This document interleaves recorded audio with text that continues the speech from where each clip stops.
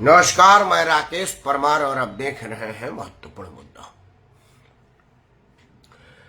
महत्वपूर्ण मुद्दे में आज सबसे महत्वपूर्ण मुद्दा तो यह था कि घोटालों का सरदार, राजनीति पर सवाल, राजनीतिक चरित्र में हमेशा बवाल, अरविंद केजरीवाल को ईडी ने फाइनली नोटिस दे दिया है।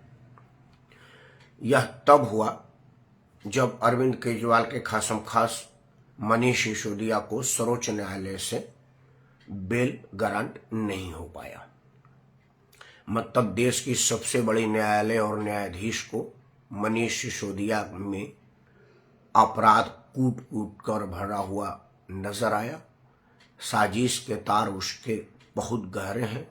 अगर उसको जमानत पर बाहर छोड़ा जाए तो वह न सिर्फ मामले को प्रभावित कर सकता है बल्कि बहुत ज्यादा नुकसान भी कर सकता है। इसीलिए विद्वान न्यायाधीशों ने उसकी जमानत अर्जी खारिज कर दी। संजय सिंह ने भी आज प्रयास किया था लेकिन उसे भी मुंह की खानी पड़ी। असल में केजरीवाल के सारे लोग एक एक करके जेल यात्रा पर हैं और न्यायालय को अपने दिए गए सबूतों से इतना प्रभावित नहीं कर पाए कि न्यायालय इनके तरफ मर्सी की दृष्टि से देख सके, क्योंकि इनका अपराध है इतना खतरनाक, इतना घातक, इनका साजिश इतना बड़ा है कि सरकार तो अलग है, न्यायालय को भी भरोसा नहीं हो पा रहा है।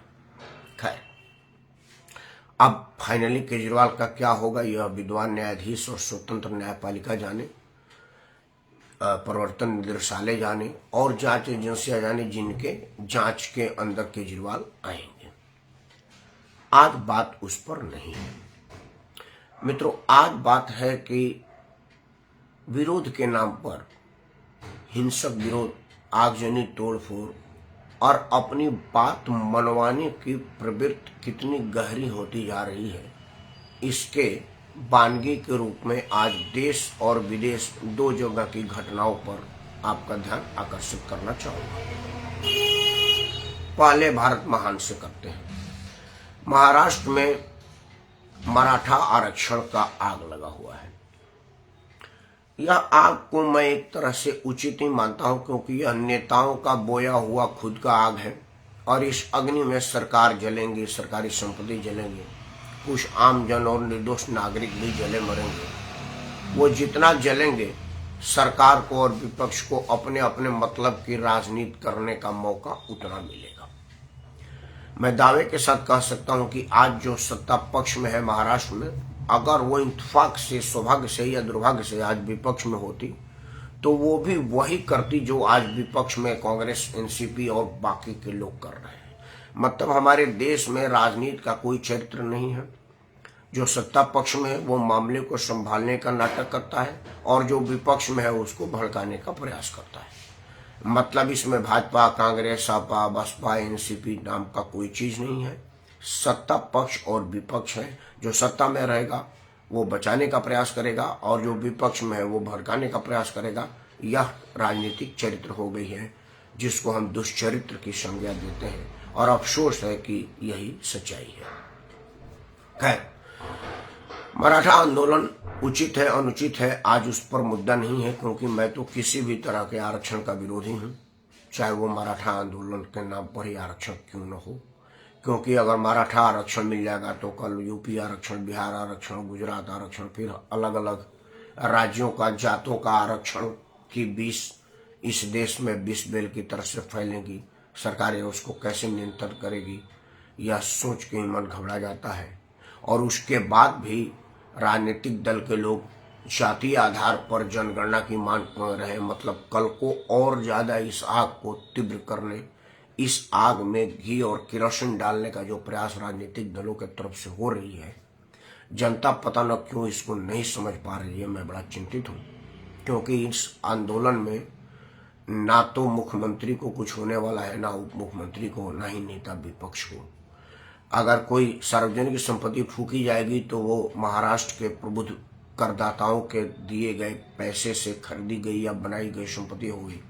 और अगर कुछ लोग मरते हैं, घायल होते हैं, अपाहिज होते हैं, अंग भंग होते हैं, तो वो भी महाराष्ट्र के या जो उस वहाँ उस आंदोलन का भेद चलेंगे उनका होगा, ना तो इसको नियंत्रित करने में विफल सरकार के किसी अंग का लोगों का होगा, और ना ही इसमें इस आग में घी डालने वाले विपक्ष का होगा। यह बात सत्य है। एक भी अगर सत्ता पक्ष और विपक्ष के किसी आदमी का आंदोलन पर नुकसान हो जाएगा, उनकी बलि चढ़ जाएगी, विश्वास मानिए अगले दिन से आंदोलन बंद हो जाएगा। लेकिन मुझे नहीं लग रहा है कि मेरा यह सोच सफल होगा, क्योंकि बड़े शातिर लोग हैं और हम लोग उनके साजिश को नहीं समझ पा रहे हैं। खैर, मैं ब्लॉक प्रवेश में बात कर रहा था। मृत्यु मराठा आंदोलन में आज अजित पवार गुट के एक विधायक के घर पर भीड़ जबरन प्रवेश की और उसके घर में तोड़फोड़ और बवाल मचाई। पुलिस बल अपर्याप्त थे, जितने बवाली थे उतने पुलिस बल नहीं थे। हालांकि अभी जब मैं आपके सामने बैठ के अपनी बात रख रहा हूं तो शायद महाराष्ट्र पुलिस ने उन घर की सुरक्षा बढ़ा दिया है और शायद अभी स्थिति उस विधायक के घर के नियंत्रण में है। एक और नेता जो मंत्री भी हैं, उनके घर पर भी भीड़ ने बलात् प्रवेश किया है। मतलब स्थिति यह है कि अब सड़क पर धरना प्रदर्शन या एक सुनिश्चित की गई जगहों पर धरना प्रदर्शन के जगह नेताओं के घरों में बलात् प्रवेश करके जो तोड़ फोड़ आगजनी और अपने गुंडाई के बल पर अपना मांग मंगवाने का जो प्रयास देश में शुरू हुआ है, उसकी जितनी भर्त्सना की जाए कम है। और इसको जितना जल्दी कानून बना के या जबरदस्ती से, चाहे इसके लिए योगी का गोली मार पद्धति अपनानी पड़े, मैं इस मामलों में वो पद्धति का समर्थन करता हूँ। बड़ी जिम्मेवारी के साथ यह बात कर रहा हूँ। देखिए, सुनने में तो बड़ा आश्चर्य लग रहा होगा और बुरा भी लग रहा होगा, लेकिन योगी जी की पुलिस ने गाजियाबाद में एक लुटेरे को शरेआम गोली मार दिया। वो लुटेरा का काम इतना घातक था कि वो ऑटो में चल रही एक लड़की से पर्स और मोबाइल छीनने का प्रयास किया। लड़की मोबाइल नहीं छोड़ी तो उसका हाथ पकड़ के खींच दिया। चलती गाड़ी में से लड़की सड़क पर गिरी और सड़क से टकरा करके जख्मी हुई। अस्पताल में इलाज के दौरान वो बचाई नहीं जा सकी और उसकी जान चले गए। मतलब आप एक 10-5 हजार रुपया के मोबाइल की चोरी के लिए एक आदमी का जान ले लेंगे और आपको रत्ती भर भी अफसोस नहीं होगा, तो आपको इस धरती पर रहने का अधिकार ही नहीं है। और योगी की पुलिस बधाई की पात्र है। गाजियाबाद पुलिस को मैं बहुत बहुत धन्यवाद, मुबारकबाद और बधाई देता हूँ कि उन्होंने इंस्टेंट एक्शन लिया और उसको भी वही पहुंचाओ जहाँ के वो अधिकारी था। क्योंकि आज वो जेल जाता, जमानत पाता तो फिर तीव्र गति से, दुगने गति से वही काम करता। इससे बढ़िया होगा कि वो अंतिम बेटी होगी उसके द्वारा जो सताई जा चुकी है। अब आगे मौका नहीं मिलेगा, क्योंकि उसका राम नाम सत्य हो गया है। वो नरक की यात्रा पर निकल चुका है। यात्रा में भी आप जो धरना प्रदर्शन है, किसान आंदोलन में हमने देखा है कि पुलिस के जवानों पर जिस तरह से ट्रैक्टर चढ़ा करके कुचल करके मारने का प्रयास किसान कर रहे थे, उसको किसी तरह से आंदोलनकारी नहीं कहा जा सकता। हमारे देश में हमारे कानूनविदों ने, हमारे नेताओं ने शांतिपूर्ण धरने का प्रोविजन किया था कि आप शांतिपूर्ण अपनी बात रखें और सरकार तक पहुंचाएं। आपने देखा होगा कि लाल किला में हमने अपने तिरंगे झंडे को हटा करके एक धार्मिक झंडा लगा दिया। आपने देखा होगा कि लाल किला के जो पीछे में बहुत बड़ी बड़ी गड्ढे हैं, उसमें हमने दिल्ली पुलिस के महिला जवानों को उठा करके फेंक दिया। वो तो भगवान की कृपा थी और साक्षात काली माँ का कृपा से वो महिलाएं घायल होकर के रह गई, मरी नहीं तो उनके परिवार का क्या होता। आप अगर किसी पुलिस वाले को उठा करके जान से मारने का प्रयास कर रहे हैं तो आप आतंकी हैं, आप आंदोलनकारी कहीं नहीं है। मेरी बात से किसी को तकलीफ हो रही हो, मुझे खुशी है कि आपको तकलीफ हो रही है, क्योंकि यही मैं आपको तकलीफ लगने के लिए बोल रहा हूँ। क्योंकि सोचिए कि जो किसान लोग आंदोलन के लिए आए थे, उन्हीं के भाई बंधु पुलिस के रूप में ड्यूटी करते थे। मोदी जी का परिवार का कोई आदमी सिक्योरिटी में नहीं खड़ा था, ना ही राहुल गांधी, राजीव गांधी, मुलायम सिंह, मायावती। हमारे देश के नेताओं के बच्चे तो अयासी करते हैं, ऐश करते हैं, सीमा पर और सड़क पर सुरक्षा में तो लगे ही नहीं रहते हैं। तो मतलब आप अपने ही बच्चे को मार रहे हो, तो कहाँ से आप पूजा के लायक है, आप धिक्कार के लायक है, आप उसी नरक के भेजने के लायक है और भेजा जाना चाहिए। यही हाल आज हुआ रूस में। रूस में एक हवाई जहाज आ रहे थे, किसी ने अफवाह फैला दी कि इसमें यूक्रेन से मंगाए गए कुछ यहूदी या कुछ लोग हैं, या हमास से या कहीं से कुछ मंगाए गए लोग हैं। आप समझ लेंगे कि मुसलमानों की वो भीड़ यहूदियों पर हमला करने के लिए एयरपोर्ट पर तैनात सुरक्षा कर्मियों को काबू में कर करके रनवे पर पहुंच गए। आप में से जो लोग हवाई यात्रा किए हैं उनको पता है कि एयरपोर्ट पर कितनी बड़ी सुरक्षा होती है। बंदूकों से लैस सुरक्षा प्रहरी खड़े होते हैं। उसके बाद कई चरण में सुरक्षा के लोग आपका जांच करते हैं। बेल्ट उतरवा तक के, कोट उतरवा तक के आपकी जांच होती है। वो सुरक्षा के लिए जरूरी भी है, वो बुरी नहीं है।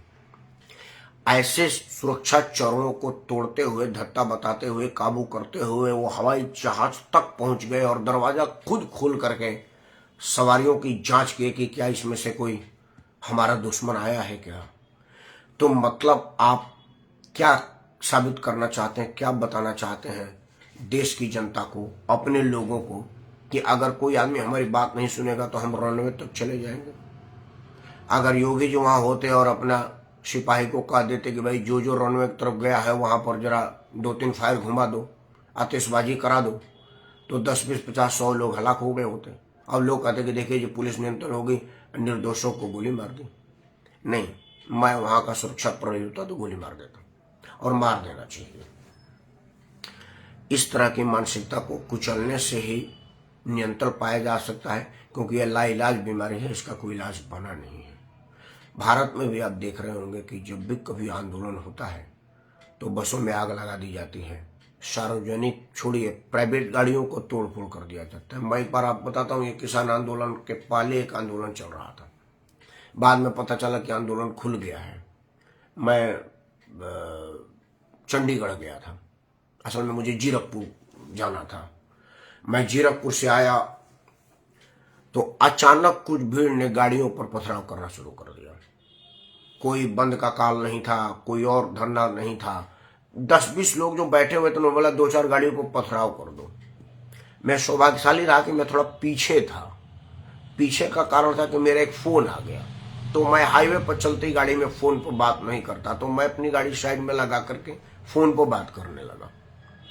जब मैं फोन पर बात कर रहा था तो वो पथराव हो गया, तो मैं धीरे हो गया।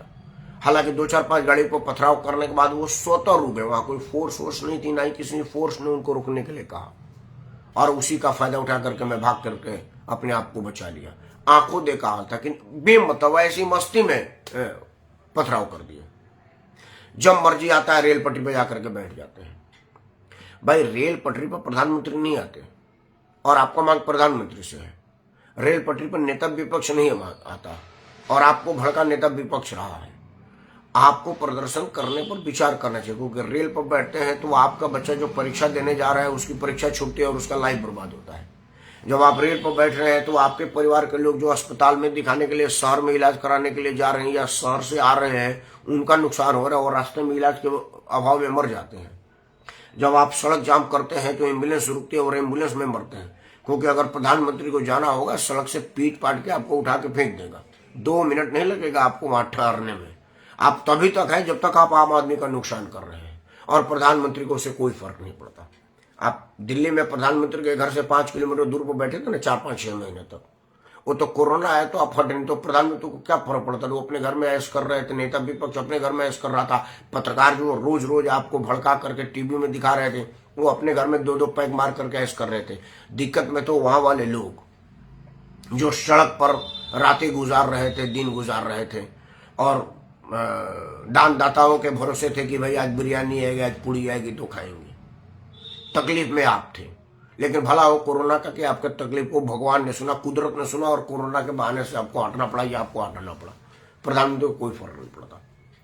विचार जरूर करिएगा, क्योंकि इस तरह की हिंसक होती भीड़ और अपनी बात को मनवाने के लिए अत्यंत सुरक्षित स्थानों पर प्रवेश बलात्कार से ज्यादा बड़ा अपराध है, और इसका सजा क्या हो ये आप ही सोचिएगा। मैं तो ये चाहूंगा, मैं तो ये मांग करता हूं कि सजा तक नौबत न आए। विरोध का कई तरीके हैं, और तरीकों पर विचार करिए। ये सड़क पर तोड़फोड़, आगजनी और पुलिस बल के साथ धक्का मुक्की और बल प्रयोग का जो मुजाहरा करते हैं वो आपके लिए घातक है, आपके आंदोलन के लिए घातक है, आपके अपनों लोगों के लिए घातक है। जिसके विरोध कर रहे हैं उससे कोई फर्क नहीं पड़ेगा। विचार जरूर करिएगा। चाहे वो मराठा आंदोलन के आंदोलनकारियों द्वारा महाराष्ट्र के मंत्री और विधायक के घर में बलात् प्रवेश करके उसके घर में तोड़फोड़ की गई हो, या रूस के जहाज में, या आशंका मात्र से कि वहां पर कोई हमारा दुश्मन आ रहा है, रनवे तक जबरदस्ती पहुंच जाना, दोनों स्वीकार नहीं है, चाहे वो देश का हो या विदेश का हो। आप विचार जरूर करिएगा। अगर आपको लगता है कि मैं सही कह रहा हूँ और इस तरह की गतिविधियां देश के लिए नुकसानदायक है, अपनों के लिए नुकसानदायक है, तो आपसे हाथ जोड़ के प्रार्थना है कि सबसे पहले तो आप इस वीडियो को लाइक करें, चैनल को सब्सक्राइब करें और इसे अपने सभी सजों में साझा करें, क्योंकि साझा करने से समस्या अपने समाधान को तुरंत प्राप्त करती है। जय हिंद, वंदे मातरम, भारत माता की जय।